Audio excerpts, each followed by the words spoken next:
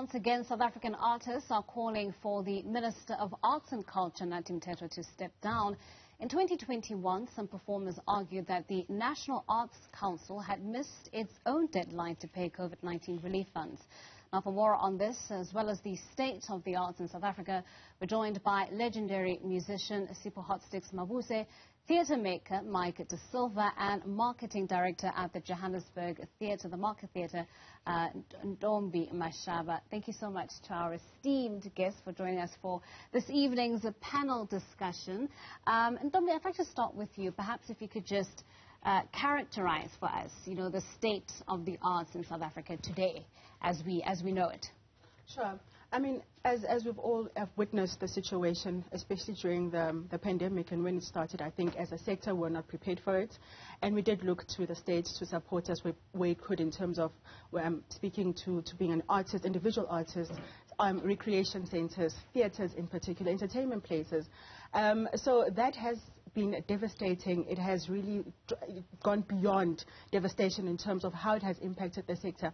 However, 2 years into it, I still think that there's more that can be done to resuscitate the industry, but also to make it more sustainable. Yeah.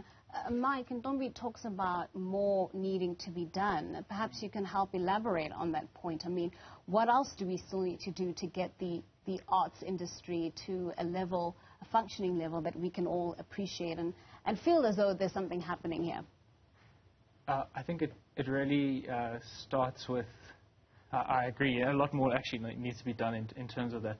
I think it needs to start with a sort of shift in terms of how we think about arts funding, where funding should come from, as well as the sort of different support structures that government has to provide to artists and to arts organizations in general.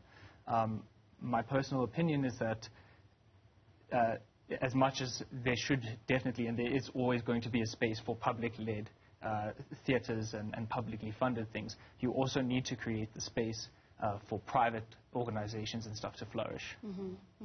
All right, so you guys have mentioned, issues around funding, issues around the lack of support structure, and I wonder, as an artist, Ntate Mabuse, how you are able to navigate these waters that are challenging and have their difficulties, as elaborated by our panelists. Before I even go into the question you've asked me, I think it's very important to correct your opening line, because it says, once again, South African artists are calling for the minister to step down. I think it's a miscarriage of the truth, because at the end of it, it's not all artists. There's certain artists. Certainly, if you would refer to me, I would need to find reasons. I think people must advance reasons. Why do they believe that the minister should step down? Having said that, the industry is in a state of flux at the moment. And being fair to the industry itself, we have challenges. And these challenges are not only affecting the arts. South African challenges are challenges across the board. Everywhere, the pandemic just didn't do us a favor. Because with the pandemic, everything came to a standstill. If you look at the sports, for instance, the sports fraternity is struggling. Every industry is struggling at the moment. So it shouldn't be fair that everything, the challenges that we're faced with are only focused on the arts. Yes, we can do more and we should do more. But however, we cannot actually point out to one sector as being responsible for everything that is going wrong in the country.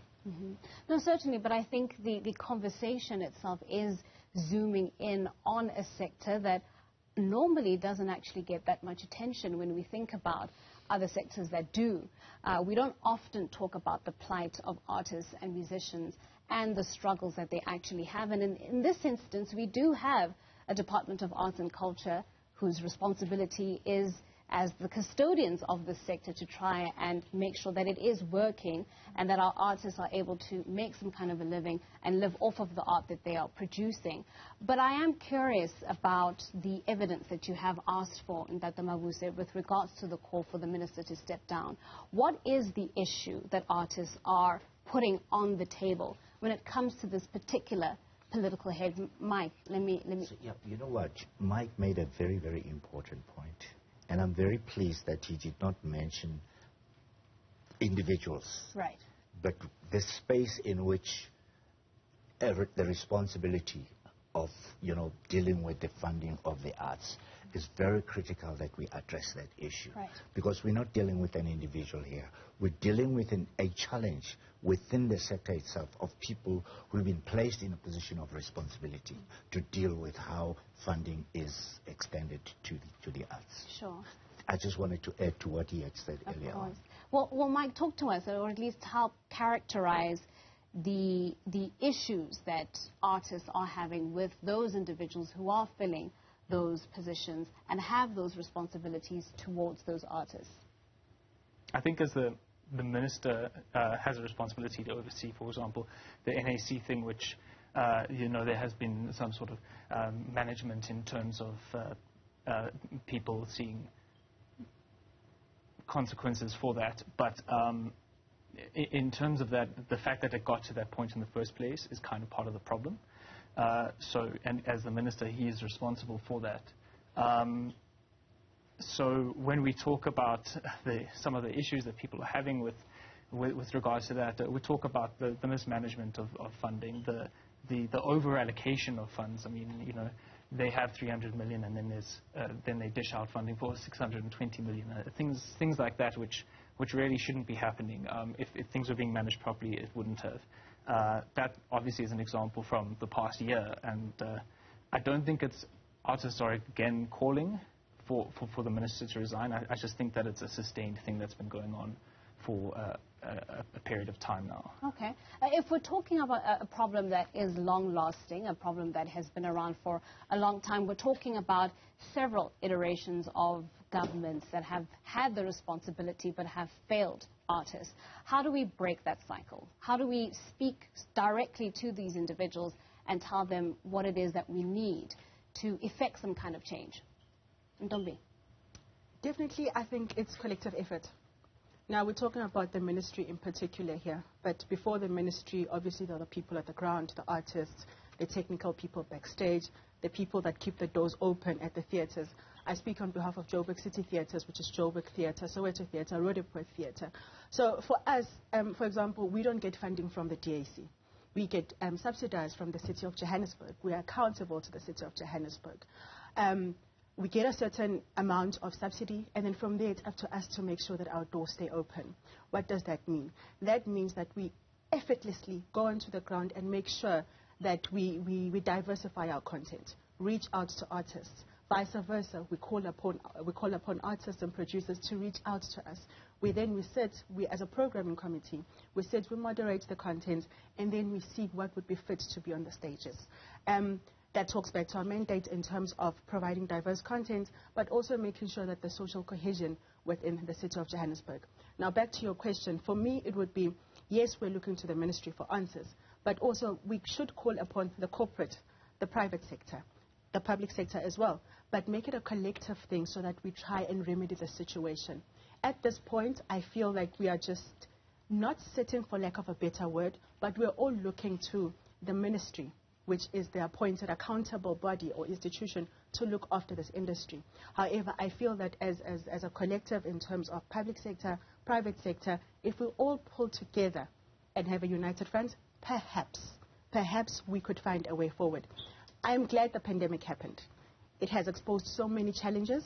However, in the past 2 years, as Joburg City Theatres, we've identified so many opportunities that were overlooked, opportunities that we're not aware of. But now we are saying we're 2 years into it. What is the way forward? I guess what I'm trying to get to the heart of is whether or not, as artists, as individuals who are in this industry, are you fully convinced and are you confident of the policy frameworks, the regulations that are in place, the structures that are in place? Are you confident of those things working in your favor? If that's the case, then I suppose we can move forward and start talking about different sector collaborations, etc. But if we are focusing on what's existing and whether or not it's helping or failing, is the answer yes or no? Is it helping? I think you're quite right. One of the biggest challenges we have as artists, we don't interrogate policy. we only react. We're not proactive. We don't interrogate policy. If you ask a lot of the artists, what is the policy of the arts? Most of them would not even be able to give you an answer. Having said that, for me it is very critical that the minister who is in charge act decisively with malfeasance. If he believes there are people who are corrupt within the system, he must act. It's his position, it's his responsibility to ensure that that department or whoever is being apportioned the responsibility of dispersing of funds are found to be corrupt. The minister must act decisively without favor or fear. Otherwise, then we're dealing with a situation where we feel, we cannot deal with issues. We're not being honest with ourselves. We're not being honest with the minister. The minister must be honest with himself. He must say to himself, he has opened an investigation into corruption. If there are responses and answers to that, then he must act decisively. People must account for their actions. We cannot be coming here and talking about the same thing over and over. Oh, the department is not looking after us. The department is spending money left, right, and center. They're not looking after us. We have to stand up. The minister, we have to challenge him to say, Minister, these are the issues that you are faced with. These are the issues that the department is faced with. Your position as headmaster of the department should deal decisively with those who are found to have been corrupt. All right, I want to hit the pause button on that. I think we finally fired up a little bit. But on the other side of this, we continue our discussion on the state of the arts in South Africa. Do stay with us. Welcome back. We continue our conversation on the state of the arts in South Africa. We're joined by legendary musician Sipho Hotstix Mabuse, theatre maker Mike Da Silva, and marketing director at the Johannesburg Theatre Tombi Mashaba. Thank you so much to our panelists for staying with us and helping us to have this conversation. We hit the pause button on the question I asked with regards to what artists need from, government when it comes to the industry. We talked about areas that are possibly failing the industry and how we can respond to that. But something you touched on in Tombi earlier was, of course, the effects of COVID-19. And I liked the positive spin that you had on it, that you actually were grateful for the pandemic because it helped shine a light on a lot of the fault lines that lie in the industry. But I'm curious about, we're seemingly entering this new phase where we're sort of post-pandemic the pandemic itself has hit this acute phase, and I think we're opening up and we're seeing a lot more freedoms come back. And I'm curious about how we can take advantage of that as an industry. Sure. It's so broad. For instance, getting our talent to the world was very logistically heavy. So Sipho Hotstix Mabuse had to be in Germany, fly, go out. The pandemic, for example, as just a case in point, is now we're able to stream, which was not such a popular thing pre-COVID. So with those type of platforms that we're continuously looking into and investing in, it has given us an opportunity to, yes, provide the local talent, showcase the local talent, but also now share it with the world in a short time frame, as opposed to going on a flight, taking the entire band there and bringing it back. That has also given us the opportunity for artists to earn with multiple currencies, because now not only are you on the Mandela stage in Johannesburg Theatre, but now we're also streaming the production to a different audience altogether. So I definitely think there's more that we're still going to discover.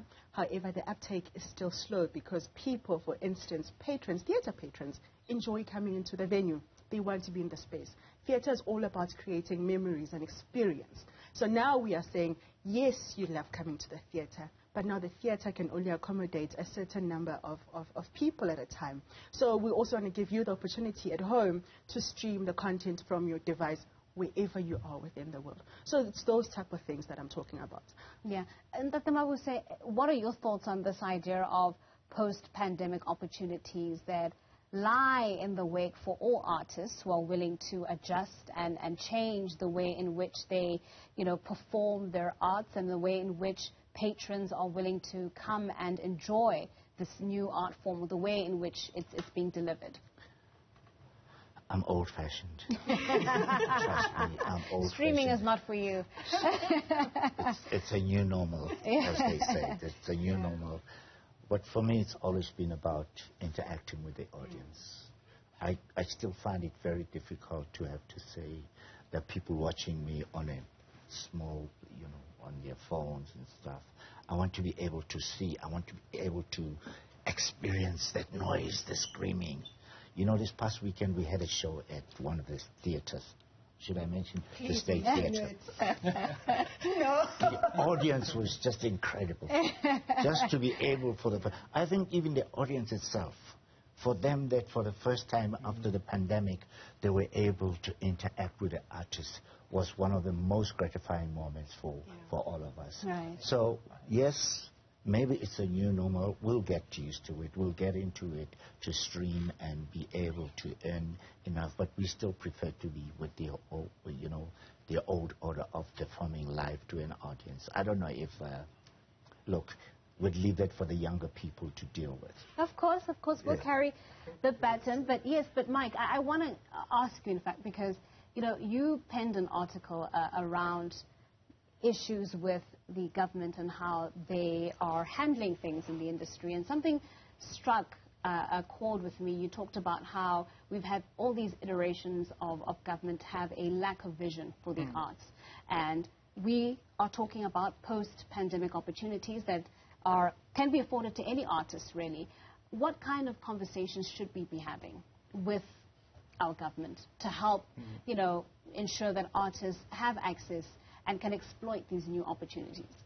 Sure. I want to touch on that point quickly. Sure.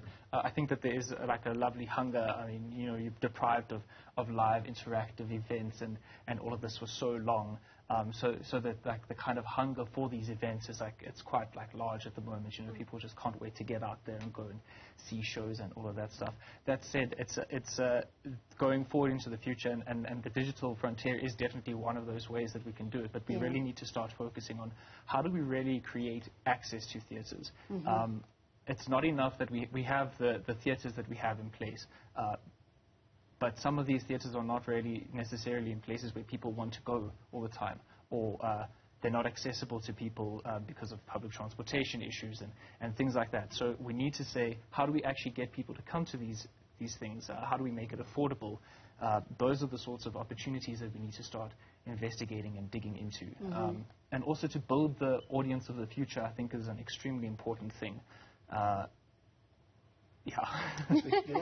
One of the things for me is engagement. We need to, government must engage with us honestly and truthfully.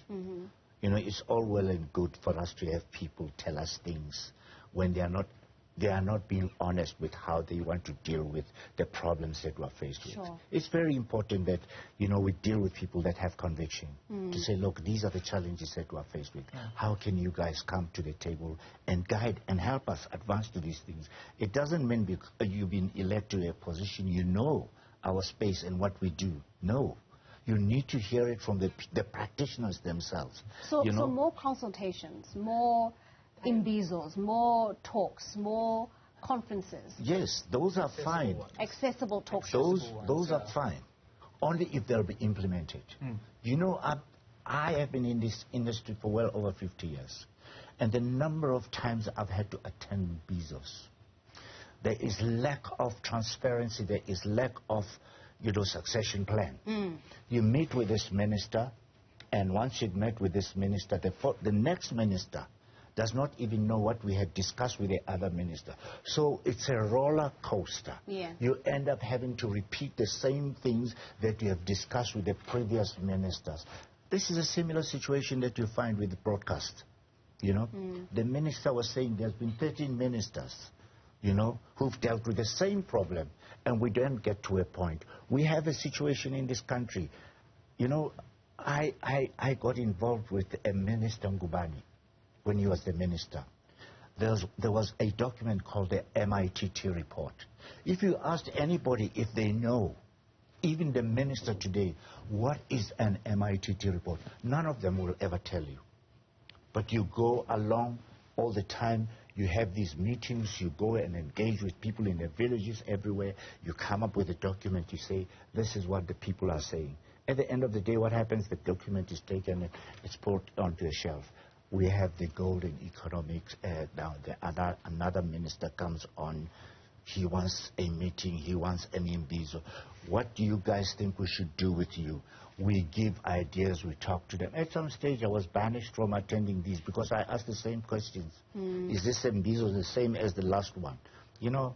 So this revolving door of ministers is clearly leaving the industry in some sort of disarray. A quandary, yes. Yeah. And it's the state of flux that you were talking about. Yes. You were talking about. It's very important that the minister, whoever is in, we can deal with Minister Mthethwa. We can tell him to get away. But the same person who's going to come back will have the similar problems because we have not dealt with the problems that we are faced with the previous ministers. So we'll be going through the same process of argument, saying, okay, this minister is not doing, he doesn't care for us. It's a roller coaster. So what's the first step to remedying this issue? You know, what is the first step to ensuring that we deal with this problem? We obviously have no control over which ministers appointed when. I mean, that's the prerogative of the president. But how do we as an industry ensure that we protect ourselves from this revolving door? How do we ensure that the issues, the problems that we have highlighted as non-negotiable, as priority one issues are in fact attended to, regardless of who fills that seat? That responsibility falls on the industry, unfortunately, to ensure that your voices are being heard, to ensure that you are raising awareness on these issues. Is enough of that being done? Are the talk shops the answers, or are there other avenues that can be explored in trying to remedy this problem? It's nice that you're calling them talk shops. That's exactly what they are. I mean, you mentioned the issue of accessibility. Do you even have access to these individuals? Perhaps let's start there.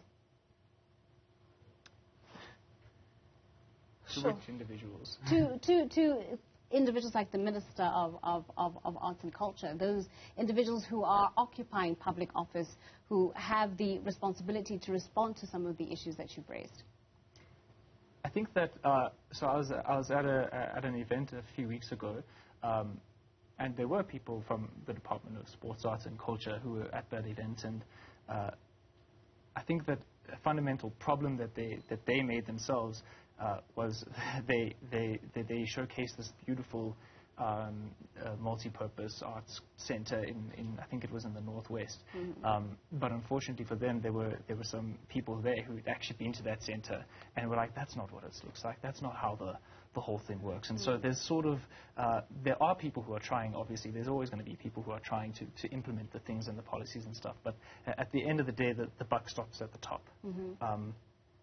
You need to ensure. That's what the job of a minister is. He's there to ensure that there is implementation of whatever strategy that has been decided on. Yes. You know, it took so long for the white paper to even be approved. That is, for example, one of the things. It's a policy that gets said, okay, this is what the policy is going to be, and then 20 years down the line, people are still waiting for action on that same policy. It is about implementation. If you have an idea, implement it. But sometimes we write policies which just aren't implementable, and then they just sit there and people sit and wait, and artists sit and wait, and the next generation comes, and the next generation comes. In closing, how do we apply that pressure? Because perhaps that's why we're seeing these calls for the minister to step down. That's the only way that artists feel that they can apply the necessary pressure, by galvanizing and mobilizing support from the public. Sure. I don't know, hey? One of the things that I'd really love to say is that the minister must surround himself with the right people. I'm not saying the current crop is not. But when he decides the kind of people that advise him, he must find people that are honest with him. Not people who are going to come in there mollycoddle because it's a job. When people go in there because it's a job, they've lost sight of their purpose. I don't want to go in there when I don't even know what my purpose of being in the Department of Arts and Culture is, as long as at the end of the month there's a check written out to me and I have not served the purpose of the people that I'm supposed to be serving. So the minister has to elect and choose the people that are going to represent his views, the interests of the arts, honestly and truthfully. If you don't have those kind of people, would still be here to tomorrow, 2 years, 5 years down the line, talking about the same discussion. I want to thank my panelists for joining us this afternoon, for helping us to have this conversation. Hopefully it has highlighted some of the ills that are facing the industry and in its own way applied the right amount of pressure. So thank you, Mike. Thank you, Nathi Mabuse. Thank you, Ntombi.